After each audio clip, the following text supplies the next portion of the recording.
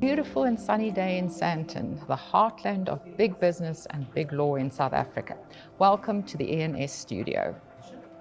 Watch ENS's Global Head of Competition, Jocelyn Katz, put Director Richardt van Rensburg through his paces when she fires 25 questions at him about merger control in COMESA.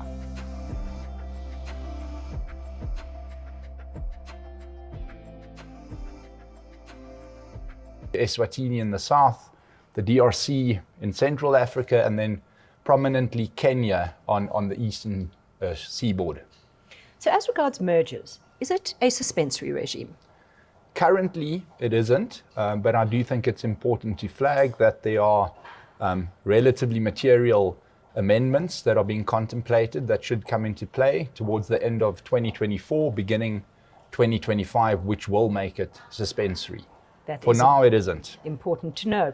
When is a merger notifiable to the COMESA Competition Commission?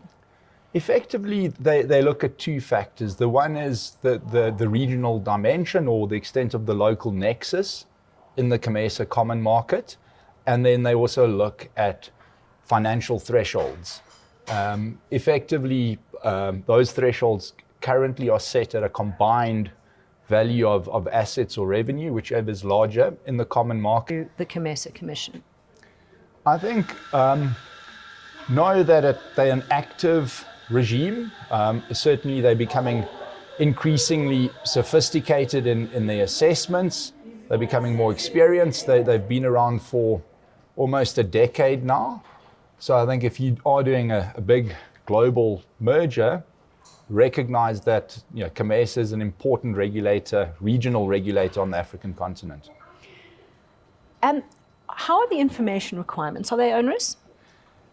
Not particularly, particularly given that it is a regional regime, so you are covering 21 member states, and you do need to deal with all of those, or at least the relevant member states, which does add some kind of information gathering requirements, but that said, for the most part, the extent of the submissions and the filing and the supporting docs that are required align with most other established regulators. And what about the statutory documents?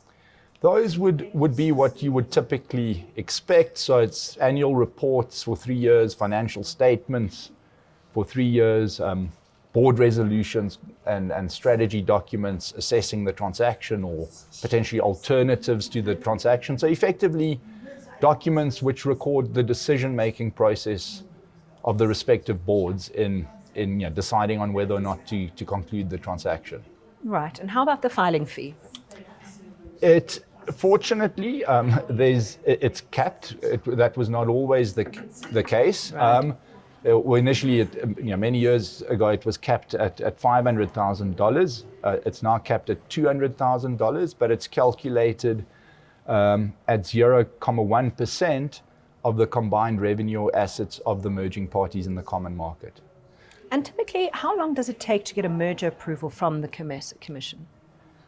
In my experience, I would say 100 to 120 calendar days, about 4 months, 4 to 5 months, depending on the transaction, and I think importantly on the sittings of the CID, the Committee for Initial Determination, which is responsible for ultimately clearing a transaction. Right. And can firms ring-fence implementation in COMESA, and do they need to?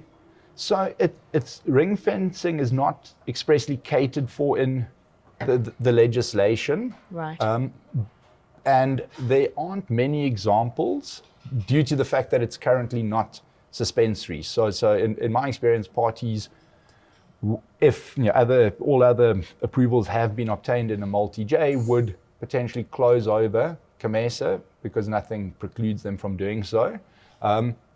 That said, I am aware of for circumstances unique to a particular deal where parties have ring-fenced COMESA, but that would be assessed on a case-by-case basis with the authority.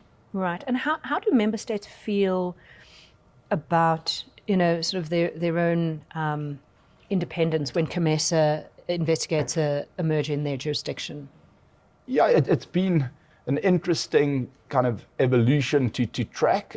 Certainly in In 2013, when COMESA came online as a one-stop shop, there were a few jurisdictional spats between it and member states. Right. I think historically the Kenyan authority did not accept the one-stop shop principle, but fortunately that has been clarified and addressed, and today there's no need to submit a separate filing in Kenya. I think the only member state that I'm aware of currently that would still require national filing over and above a COMESA filing is Egypt. Right. And how does COMESA conduct their investigations? So what they do is shortly after the submission of the notification, they will issue a notice on their website, effectively inviting all stakeholders, which would include competitors, customers, suppliers, or any other interested party, to make submissions within a period of 3 weeks. In parallel, that they'll start investigating the transaction on the basis of the information that's been provided. It's not unusual for them to contact the customers that have been listed in the notification, potentially contact competitors, and then ultimately they will compile a merger report with their views on the transaction, and that will then be submitted to the CID, as I explained earlier, for their consideration and hopefully approval. Right. And do they interact with national authorities? They do.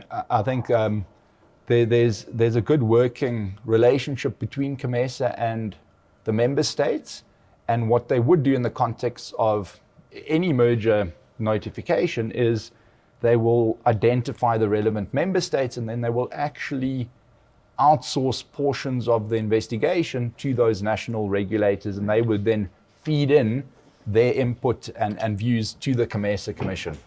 Right. And what is the substantive test? It's similar to most established merger control regimes. They will assess horizontal theories of harm, market share accretion. They'll look at vertical integration and foreclosure risks. They also consider conglomerate effects, or information sharing, and the impact the transaction would have on the concentration in the industry.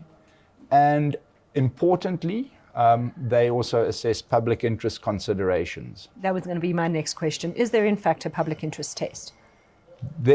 It's unique. It's not currently like the position in South Africa or many other Southern African regulators, where the Act expressly sets out the public interest factors that need to be assessed. That is something that they are addressing in the amendment that's coming on board in the next 6 months or so. So I think we will see specific public interest factors being introduced in the amended Act, but right. Currently they've adopted a broad interpretation of the existing legislation to include an assessment on public interest factors such as employment, the impact of a deal on local supplier relationships. Right. So they do, and there have been instances where there have been conditions imposed, either moratoriums on retrenchments, merger-specific retrenchments, or undertakings to maintain existing supply arrangements with local suppliers. Right. Well, can we touch on those amendments that are in the pipelines? Can you give us any insight into those? Yes. Apart from what you've mentioned so far. Yeah, certainly. I think they're relatively material, and they'll likely impact on quite a bit of what we've been discussing today. So the one, and most probably the biggest change, is the move from a non-suspensory regime to right. a suspensory regime. And I mean, with that, the 30-day rule will fall away. There won't be the requirement to file within 30 days. I think the requirement will be that you can't implement until you've notified and received their approval. I think there's the intention to also then specifically set out public interest factors in the amended Act. Right. And I think tied in with the fact that the regime is becoming suspensory, there's talk that they will insert kind of fast track or phase one provisions, which would allow parties that if they qualify to have a quicker run through the process on a simplified basis. So I think that's certainly encouraging, because I think for investors and competition lawyers on the continent, the fact that COMESA has been non-suspensory has been, a big positive when it comes to multi-jurisdictional merger control.